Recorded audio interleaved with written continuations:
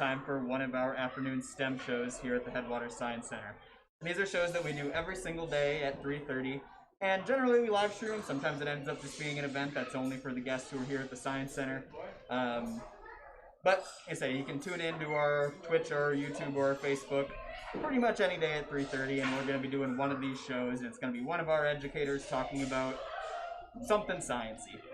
And so, of particular note, Lee, our director, read a story on Wednesday to our rabbit. That's the thing we do every Wednesday, is Lee gets a book from the public library and reads it to our bunny, Orion. And the book he read was this one called How Animals Defend Themselves. And I talked about a couple of the animals in here yesterday. Some of the ones that get mentioned in this book are ones that we actually have right here at the Science Center. And so I talked a little bit about some of those critters yesterday.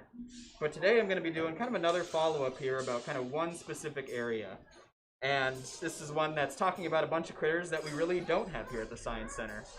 And so what they called this in the book is the title of the passage, Let's Stick Together.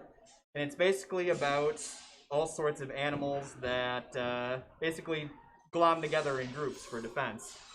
And so I think I'll just read, it's only a couple paragraphs here, so I'll read it out to you, and then we'll talk a little bit about all this stuff I've got around me right now. And so it says, some animals try to stay safe by living in groups. Other animals live with a different kind of animal, and they help each other out.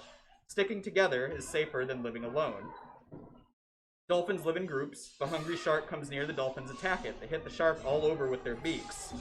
Impalas and baboons often travel together. Impalas are good at hearing and smelling danger. Baboons are good at seeing danger. Together, they help each other stay safe from enemies. The oxpecker bird lives on the back of the African buffalo. Why? Because it eats insects that live on the buffalo's skin. If danger comes near, the oxpecker warns the buffalo. It calls out and flaps its wings. If the buffalo doesn't pay attention, the oxpecker will even peck the buffalo on the head. And then finally it talks about a little fish called Luther's goby and a blind shrimp are good partners. The shrimp digs a burrow that they both live in. And then the goby leads the shrimp out on feeding trips. The shrimp keeps its antenna in touch with the goby's tail. If the goby wiggles its tail, the shrimp knows there is danger, and the two can hide together in their burrow.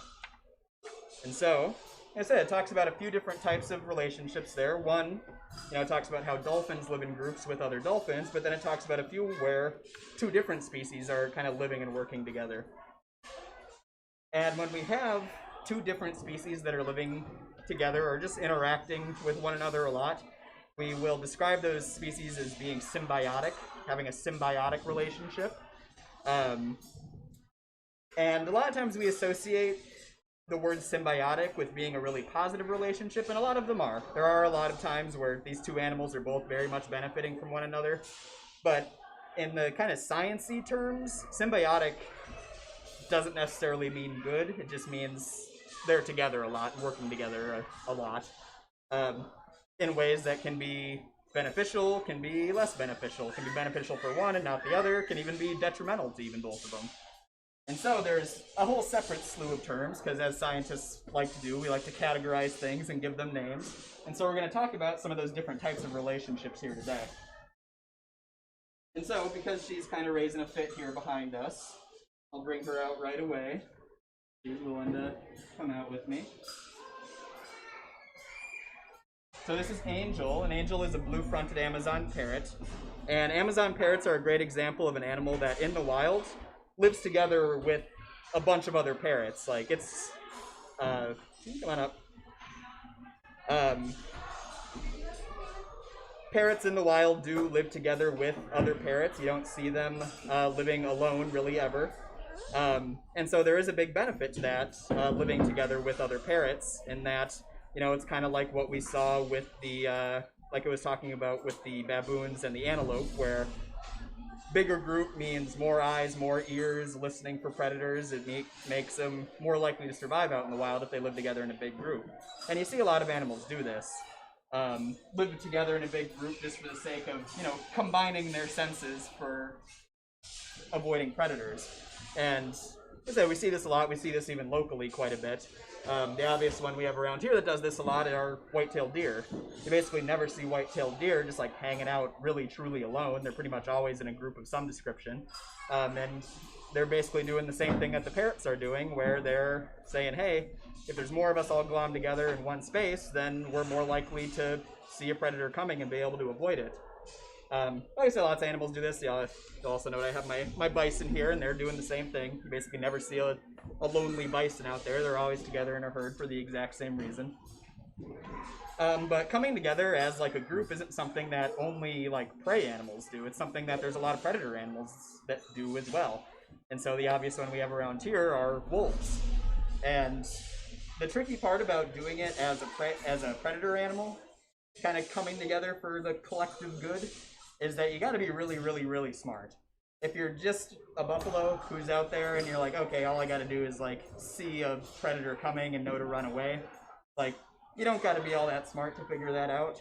But to be something like a wolf or a chimpanzee, where you're, you know, coordinating hunting, that takes a lot more brain power to manage. And so you don't see it nearly as much just because there's not that many things out there that have the brain for it, really. We tend to not necessarily think of dogs as very smart, like, culturally. Like, there's very much a perception that, like, cats are smarter than dogs is something that I feel like I hear a lot of people say. But the fact that dogs can manage pack hunting says a lot about how smart they are. And so those are a couple of examples of groups of animals that live kind of together for the common good. But let's talk a little bit about like when different species come together and why that happens. Let's get this out of the way here. And so when you have multiple animals of different species coming together for kind of a mutually beneficial relationship, what we call that is mutualism, and that's what we would generally consider like the oxpecker and the Cape buffalo to be there, where the oxpecker is able to, you know, get food from the Cape buffalo. You know, they get ticks and stuff all over them, and the oxpecker's eating that. And the Cape buffalo is getting the benefit of, you know, having its ticks and stuff picked off of it. And then they're also able to kind of look out for each other as far as avoiding predators as well. So that would be what we would generally call a mutualistic relationship, where both animals are benefiting from it. And you see those pretty commonly out in the wild. One spot you can see here at the Science Center that has this very similar type of relationship is down in our saltwater tank, where we have the clownfish that live inside the anemones. And so the clownfish get the benefit of being protected by the anemone. Anemones have like a venomous sting to them that a lot of fish don't want to get touched by. And so the clownfish are immune to that, so they get to hide inside the anemone and not have to worry about predators coming in after them into the anemone. And what the anemone is getting out of it is clownfish, like, basically poop on them, and they eat the poop, is kind of the long and short of it. As well as some of the kind of little parasite-y, eating-y things, too, that clownfish are wont to do. But, as the case may be, relationships between two animals are not always super positive. We've got a live crowd that showed up since I started talking here, and just an FYI for you guys, we are live streaming this, so there's a microphone here and all that, just so you guys are aware of that. So if you say something, you're recorded over Facebook, YouTube. Yeah. Feel free. And you guys know what we would call a relationship between two animals, where one animal is benefiting and one animal is being hurt by it?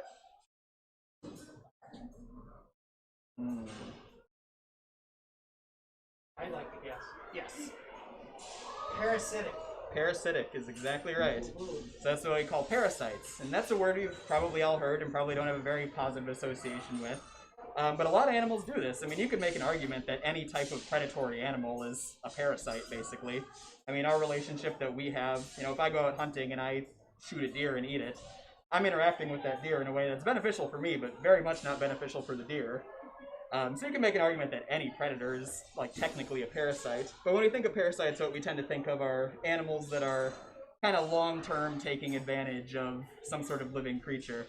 And so we think of things like leeches and, like, tapeworms and things like that. And what I have inside this tube here is a fish that we do have in Minnesota. They are an invasive species here in Minnesota, but we do have a local one too that doesn't get quite as big. Does anyone know what this is? This is called a lamprey.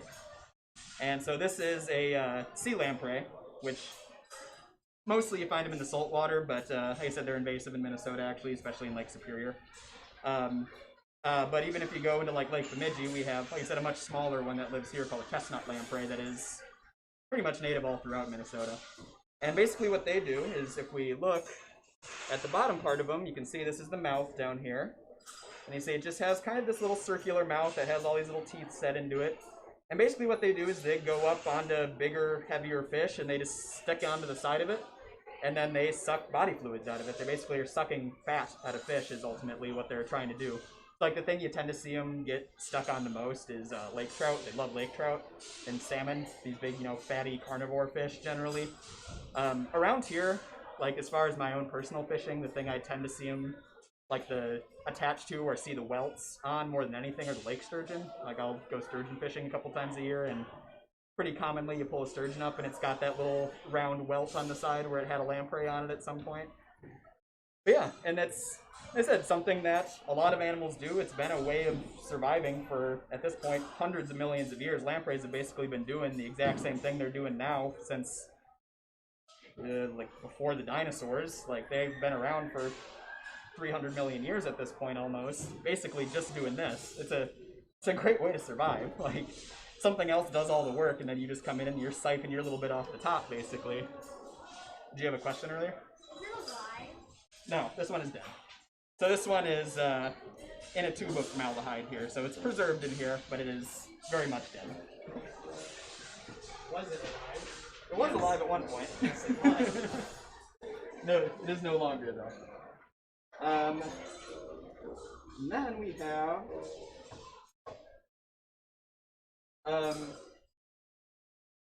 kind of an interesting one that can be a little bit tricky to kind of come up with a lot of good examples for. But there are certain relationships between animals where you would say one is very much benefiting and the other one is kind of just in a neutral spot with it. It's not really getting hurt very much. It's not really getting helped very much either though. And we would call that commensalism. Big word that you'll probably never hear again. But commensalism. And so the example that you'll usually hear with this is sharks.